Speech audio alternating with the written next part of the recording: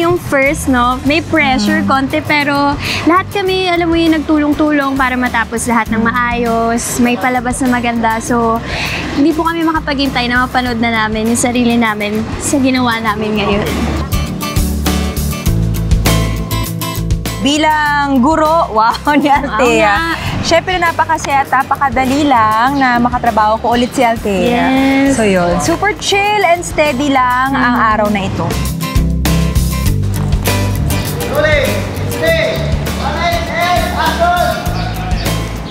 Maabilidad. Meron akong line doon na kapag gusto mo, gagawan mo ng paraan. Di ba meron tayong line na gano'n tayong mga Pilipino? Kapag gusto mo, may paraan. Kung hindi, madaming dahilan. So, yung maabilidad na sinasabi, yung pagiging hardworking mo, yung pagiging pursigido mo sa mga ginagawa mo.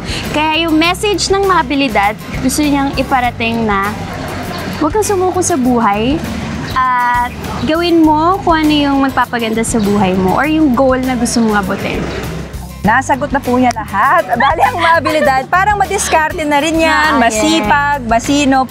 Siguro ipapasok ko yung character ko dito as teacher.